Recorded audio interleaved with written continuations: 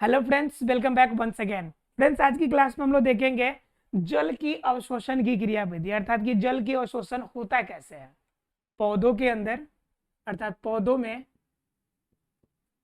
पौधों में जल अवशोषण की क्रिया, जल अवशोषण की क्रिया,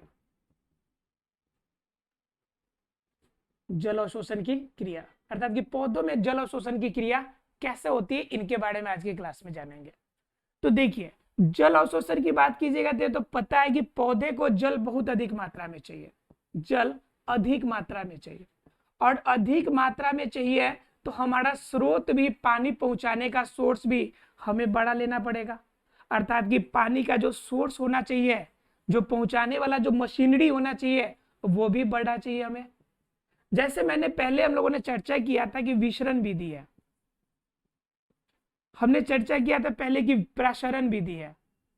ये विसरण और प्रसरण की जो विधि है, जो प्रक्रिया है, ये बहुत स्लो प्रक्रिया है। और इतनी स्लो प्रक्रिया में जब पौधे, बहुत लंबे लंबे जब पौधे होंगे, जिनकी डालियां बहुत सारी निकली हुई होंगी, तो उन कंडीशन में सभी के पास आवश्यक जल को पहुंचाना बहुत ही मुश्किल हो जाता है। यानी कि अगर पहुंचेगी भी तो बहुत ज्यादा समय लेगी। लेकिन पौधों के हमेशा ज्यादा से ज्यादा क्या चाहिए, पानी की आवश्यकता पड़ती है। तो इस कंडीशन में इस पानी को पूरा करने का क्या ऑप्शन है, कैसे हम पानी को पहुंचा सकते हैं सभी पौधों के सभी हिस्सों तक, सभी भागों तक, ये सबसे बड़ी जिम्मेवारी हो जाती है। तो पौधों के अंदर अगर जल अवशोषण की बात कीजिएगा तो इनके लिए जो मेथड इस्तेमाल होते हैं, वो मेथड कौन सा होता है आपका, वो तरीका कौन सा होता है आपका, तो वो मेथड होता है आपका जल अवशोषण का मेथड। कौन सा, जल अवशोषण का। और जल अवशोषण कैसे, तो वाष्पो उत्सर्जन की क्रिया के द्वारा। किसके द्वारा, वाष्पो उत्सर्जन की क्रिया के द्वारा। अब बात सोच रहे होंगे कि वाष्पो उत्सर्जन क्रिया तो तब होगी जब हम क्या करेंगे, किसी भी पानी को गर्म करेंगे। गर्म करेंगे तब ना ये भाप बनेगा, और इस भाप से जब आपका लिक्विड, सॉरी, जब गैस के रूप में बाहर निकलेगा, तो इसी को ना वाष्पोत्सर्जन कहते हैं, अर्थात वाष्प के रूप में निकलना। तो आखिर पौधों के अंदर जल अवशोषण की क्रिया में यह वाष्पोत्सर्जन की क्रिया कैसे जिम्मेवारी निभाएगी, ये बड़ी क्वेश्चन है। तो देखिए इनमें कैसे होता है इनके अंदर जल अवशोषण की क्रिया, जरा उसे आप क्रिया विधि को समझने की कोशिश कीजिए। देखिए, पहले क्या होता है कि जो जमीन है, जमीन के अंदर जो जड़ें होती है पौधे की, वो बहुत नीचे तक जाती है, बिल्कुल नीचे तक जाती है। और जो डालियां की बात कीजिएगा, बहुत ऊंचाई तक जाती है, बहुत ऊंचाई तक जाती है। अब क्या होगा कि इनके अंदर अगर जल अवशोषण की क्रिया एक तरह की होगी, तो नीचे से अगर जाएगा तो सबसे टॉप फ्लोर तक जाते जाते सुबह से शाम हो जाएगा, और ऊपर से अगर सिर्फ नीचे आएगा तो आते आते फिर सुबह से शाम हो जाएगा। मतलब इतना टाइम हमारे पास नहीं है कि हम जल को नीचे से ऊपर ले जाए या ऊपर से नीचे ले आए। तो उस कंडीशन में आप क्या कर सकते हैं, तो उस कंडीशन में अवशोषण की क्रिया भी दो तरह की होती है। एक क्रिया से काम नहीं चलेगा, और वो दो क्रिया जो होती है, एक तो कहलाता है आपका सक्रिय, एक क्या कहलाता है, सक्रिय अवशोषण, और एक होता है आपका निष्क्रिय अवशोषण। दो तरह की हो गई, एक सक्रिय वाला और एक निष्क्रिय वाला। तो निष्क्रिय का मतलब क्या हो गया कि जब क्रिया में कोई भी, किसी भी तरह का कोई दबाव, कोई प्रेशर ना पड़े तो निष्क्रिय, और जब थोड़ा बहुत प्रेशर पड़े तो सक्रिय। सक्रिय का मतलब क्या होता है, जो एक्टिव फॉर्म में हो। तो एक्टिव कब होगा, जब कोई प्रेशर पड़ेगा, बाहर से कोई दबाव पड़ेगा, तो उस कंडीशन में ये सक्रिय होगा। तो बात करते हैं पहले सक्रिय की, फिर बात करेंगे निष्क्रिय की। तो देखिए, पौधे की जब जड़ें नीचे तक निकली रहती है, तो देखे होंगे आप लोग, इनके आसपास में पतली पतली जड़ें भी निकली रहती है, जो मूल रोम की तरह निकली रहती है, निकली रहती है। उसके बाद आप देखेंगे कि इनके जड़ों के बीच में छोटे छोटे बहुत सारे होल निकले रहते हैं, ठीक है। उसके बाद क्या है कि जब कभी भी अगर आप किसी भी पौधे को जड़ से निकालते हैं, तो आपने महसूस किया होगा कि जहां तक जड़ें जाती है उनके आसपास की जो एरिया होगी वह एरिया नमी युक्त होती है, बहुत ज्यादा नमी होता है वहां पर। क्या पाया जाता है? नमी पाया जाता है। और जहां पे नमी पाया जाएगा कंफर्म है कि वहां पर जल की मात्रा होगी, H2O की मात्रा होगी, अर्थात कि जड़ें नीचे तक गई और उनके आसपास के क्षेत्र में नमी है। नमी का मतलब कि वहां पर जल है। और जब जल की मात्रा ज्यादा है तो जल की मात्रा ज्यादा है तो जल का प्रेशर भी ज्यादा होगा, जल का दाब भी ज्यादा होगा। तो जब जल का दाब ज्यादा होगा तो बात आती कि बगल में इनकी जो कोशिकाएं इसमें है, जो होल है, जो रास्ते हैं, वहां पे प्रेशर बनाएगी कि भाई मुझे भी अंदर जाने दो, बाहर जगह नहीं है। बाहर जब ज्यादा भीड़ हो जाती है तो कहते हैं ना भाई रूम के अंदर आने दो, बाहर भीड़ है, बाहर जगह नहीं है। तो उस कंडीशन में बाहर बेचारे क्या करते हैं? पूरा प्रेशर बनाते हैं कि भाई अब अंदर जाने दो, अब अंदर जाने दो, लेकिन अंदर जाने का कोई ऑप्शन होता नहीं है। तो उस कंडीशन में जब अंदर नहीं जाने देगा तो बाहर जो जल होगी उनमें प्रेशर पड़ेगा। अब प्रेशर जो ये बनाएगा वह किस पे प्रेशर बनाएगा? तो जड़ पे, मूल पे प्रेशर बनाएगा। तो जो जल के द्वारा मूल पे प्रेशर बनेगा तो उसे हम लोग क्या कहेंगे? मूल दाब। क्या कहेंगे? मूल दाब। अर्थात क्या कि यह जल का प्रेशर मूल पे पड़ रहा है, इनके जड़ पे पड़ रहा है। क्यों? क्योंकि भाई मुझे अंदर जाने दो। उस कंडीशन में क्या होता है कि जब ज्यादा प्रेशर पड़ता है तो उस कंडीशन में जो इनकी जड़े के पास जो छोटे छोटे होल होते हैं यह होल खुल जाता है। होल क्या हो जाता है? खुल जाता है। और जब होल खुलेगा तो बताइए ये मटेरियल अंदर जाएगा कि नहीं जाएगा? ये मटेरियल अंदर जाएगा कि नहीं जाएगा? तो ये मटेरियल अर्थात जो जल होंगे, जल के अंदर घुले हुए खनिज लवण होंगे, वह अंदर प्रवेश करना शुरू होगा। अंदर जब होल खुलेगा तो उसके बाहरी परत में कोशिका भित्ति होगी। जरा समझिए ध्यान से, जरा देखिए इसे, ये फोटो समझिए। ये देखिए ये कोशिकाएं हैं, ठीक है। अब ये कोशिका एक दूसरे से बिल्कुल चिपके हुए हैं, रास्ता देखिए। और ये बाहर से एक उत्तक है और यहां से एक उत्तक खत्म होता है। तो इस कंडीशन में जब अंदर से प्रवेश करेगा ये तो जाने के बाद इसकी रुकावट कहां पे पैदा होगी? यहाँ पे सबसे बाहरी परत अर्थात कि कोशिका भित्ति पे इसकी रुकावट होगी। रुकावट कहां पे होगी? कोशिका भित्ति के पास, कोशिका भित्ति के पास। अब बताइए कोशिका भित्ति जब रुकावट डालेगी तो कोशिका भित्ति के अंदर ये जा पाएगा? नहीं जा पाएगा। कोशिका भित्ति पर ज्यादा प्रेशर जब पड़ने लगता है कि भाई अब अंदर जाने का रास्ता नहीं है और बाहर से पूरा प्रेशर पड़ा हुआ है, तो उस कंडीशन में यहाँ पे कोशिका भित्ति का रास्ता थोड़ा सा मूल रोम का खुल जाता है। जैसे अंदर खुलता है थोड़ा सा रास्ता, तुरंत निकलना शुरू हो जाता है, अंदर एंट्री करना शुरू होता है। जैसे अंदर एक कोशिका में आता है तो दूसरी कोशिका में, दूसरे से तीसरी कोशिका में, ये आगे की तरफ जो जल होता है वह आगे की तरफ बढ़ना शुरू हो जाता है। अब जरा गौर कीजिएगा, जब ये थोड़ा सा होल खुला तो बाहर से जितना पानी का कण होगा उस पे पीछे से धक्का मारेगा कि नहीं धक्का मारेगा? अब उस कंडीशन में धक्का लगने के कारण यह अंदर तो प्रवेश कर जाएगा लेकिन फिर यहाँ पे जाम हो जाएगा, जहां पे उत्तक खत्म हो रहा है वहां पे रुकावट हो जाएगा।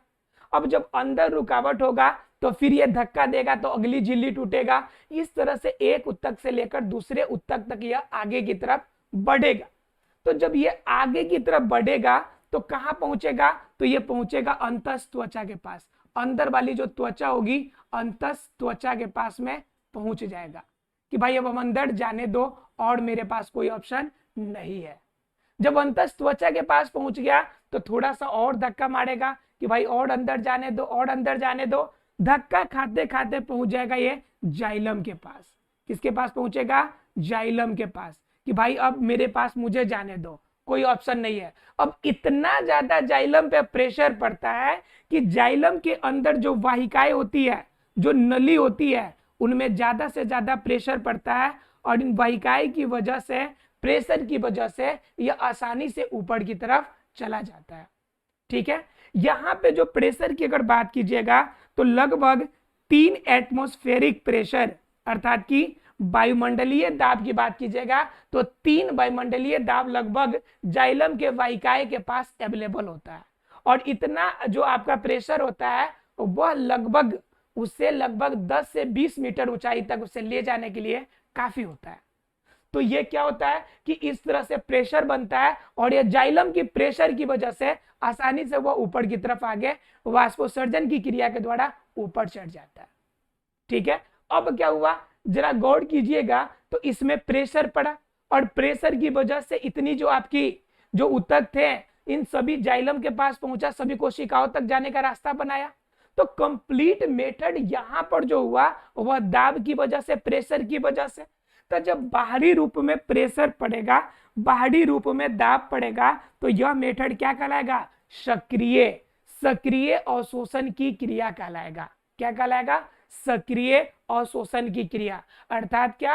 अवशोषण की वैसी प्रक्रिया जिसमें मूल दाब पर प्रेशर पड़ेगा और उनके माध्यम से उनके शरीर के अंदर अर्थात पौधों के शरीर के अंदर जो आपकी जल होगा अवशोषित होकर अंदर वाष्पोत्सर्जन क्रिया करके शरीर के सभी हिस्सों तक पहुंचेगा। वह क्रिया हमारा सक्रिय अवशोषण की क्रिया कहलाएगी। मतलब क्या कि वह अंदर, सीधी शब्दों में समझिए एक लाइन में, तो बाहरी प्रेशर की वजह से वह अंदर जाएगा। ठीक है, तो वह क्या कहलाएगा? सक्रिय। अब जब सक्रिय में प्रेशर पड़ा है तो कंफर्म है कि निष्क्रिय में प्रेशर नहीं पड़ेगा। ध्यान रखिएगा सबसे बड़ी बात कि सक्रिय जो होती है वह जड़ से स्टार्ट होती है। अर्थात कहां से स्टार्ट होती है? मूल से निकलती है और परोह तक जाती है। मतलब क्या? तना की तरफ जाती है। कहां से निकल के? जड़ से निकल के तना की तरफ जाती है। ठीक है, अब निष्क्रिय क्या होगा? निष्क्रिय क्या होती है कि तना अर्थात पत्तियों से निकलकर और जड़ तक यह निकलकर आएगी। तो आप सोच रहे होंगे कि बताइए सर, अभी तक तो हमने सुना था कि सिर्फ जड़ से पानी को अवशोषित किया जाता है, लेकिन अब पत्तों से अवशोषण की क्रिया यह कौन सी क्रिया है? तो आपको बता दें कि लगभग 100% अगर पौधे को जल चाहिए तो इसमें से लगभग 98% जल की आपूर्ति निष्क्रिय मेथड से उनके आपकी जो पत्तियां होती है उस माध्यम से अभिग्रहित किया जाता है, मतलब लिया जाता है लगभग 98% हिस्सा। तो यह 98% हिस्सा पौधों के अंदर आएगा कैसे? तो जरा गौर से समझिए, फोटो बनाते हैं, थोड़ा सा समझने की कोशिश कीजिएगा इसे। इसमें क्या है कि मान लीजिए कि एक पत्तिया है आपके पास, एक पत्ता है और मैंने बना दिया बोर्ड पे पत्ता, ये रहा पत्ता आपका। ठीक है, क्लियर? अब ये पत्ता है और इन पत्ता के अंदर ये हमारा हो गया पुष्प विन्यास। राइट, क्लियर है? अब क्या है कि इसके अंदर छोटे छोटे स्टोमेटल होल होते हैं, ये रास्ते होते होल। अब क्या होता है कि पौधे जब वाष्पोत्सर्जन की क्रिया करते हैं तो इन्हीं होल के माध्यम से जो जल होती है वो बाहर की तरफ निकलती है, जल बाहर निकल रहा है। राइट, अब क्या करना है कि यह जब जल बाहर निकल रहा है तो इस जल को यहां पे थोड़ा सा क्या होता है कि रुकावट पैदा होती है। जब रुकावट पैदा होगी तो जल बाहर नहीं निकलेगा। तो उस कंडीशन में क्या होता है कि यह जो जल होता है यहीं पे रुक जाता है। अब रुकने की वजह से क्या होगा, इस जल का जब आगे की तरफ बढ़ाव नहीं शुरू होता है तो बगल में यह जल जो होता है नीचे की तरफ बहना शुरू होता है। जैसे आपने देखा होगा कि अगर कोई नली है और नली से होकर पानी जा रहा है, अगर नली का मुंह जाम कर दिया जाए तो उस कंडीशन में पानी सीधा न बहेगा तो बगल से रास्ता निकालेगा कि बगल से किस रास्ते से हम पानी निकल सकते हैं। डायरेक्ट जिधर से गया है वापस नहीं हो सकता है, लेकिन बगल से रास्ता ढूंढता है कि कहां से हम वापस हो सकते हैं। तो जरा गौर कीजिएगा कि जब सीधा यह निकल नहीं पाता है तो बगल की तरफ यह निकलना शुरू करता है और बगल में जाने के बाद इसकी मुलाकात होती है कोशिका भित्ति से। किससे मुलाकात होती है? कोशिका भित्ति से। इसकी मुलाकात होती है रेजिन से। इनकी मुलाकात किससे होगी? रेजिन से होगी। इनकी मुलाकात होगी गोंद से। मतलब क्या कि जितने भी अपशिष्ट बेकार पदार्थ बाहरी रूप में है इन सब से मुलाकात होगी। और सब समझिए कि मतलब बिल्कुल सूखे के समय का प्यासा है, इन सब के पास पहले से पानी का कमी है। अब जैसे पानी मिलता है इन सबको, तुरंत यह अवशोषण करना शुरू कर देता है, तुरंत अवशोषित करेगा। पानी तो भाई इनको मिला नहीं है कभी, बिल्कुल बाहरी रूप में धूप से सूख रहे हैं, तो उस कंडीशन में इस पानी को अवशोषित कर लेता है। अब पानी जैसे अवशोषित करता है, ऊपर पानी का कमी महसूस होता है, तो जो क्रिया वाष्पोत्सर्जन से बाहर निकल रहा था वो अवशोषित होकर कोशिका भित्ति में, जब कोशिका भित्ति में ज्यादा पानी का प्रेशर बढ़ता है तो यह अंदर ठेल लेता है कोशिका झिल्ली की तरफ। तो कोशिका भित्ति से कहां पहुंचेगा, कोशिका झिल्ली में। और कोशिका झिल्ली जैसे यह क्रॉस करेगा कोशिका द्रव्य में आएगा, तो कोशिका द्रव्य में आने के बाद फिर यही घटना शुरू होगी कि इसके अंदर तो रास्ता खुला हुआ है 2-3 कोशिकाओं के बीच में। अब तुरंत जो आपका पानी होगा अंदर की तरफ प्रवेश करेगा, और अंदर की तरफ प्रवेश करते हुए यह पत्तियों से निकलकर यह जाइलम तक के रास्ता को यह तय करेगा। और जाइलम में जब प्रवेश कर गया तो जाइलम में आपका क्या होगा, चारों तरफ पानी का फैलाव होने लगेगा। याद रखिएगा कि जाइलम के अंदर जो प्रवाह होता है वह एक दिशीय होता है। एग्जाम में कभी कभी क्वेश्चन पूछ देता है कि फ्लोएम का प्रवाह किस दिशा में होता है, और जाइलम का एक दिशीय और फ्लोएम का द्विदिशीय होता है, मतलब चारों तरफ जा सकता है, लेकिन यह सिर्फ एक ही दिशा की तरफ जा सकता है। ठीक है, तो इसके अंदर बताइए बाहर से कोई प्रेशर आपने दिया, कुछ भी प्रेशर नहीं पड़ा, इस वजह से इस क्रिया को हम कहते हैं अवशोषण की क्रिया होगी, लेकिन इसे निष्क्रिय अवशोषण कहा जाता है। क्लियर है फ्रेंड्स? चलिए मिलते हैं अगले क्लास में, तब तक के लिए thank you very much friends.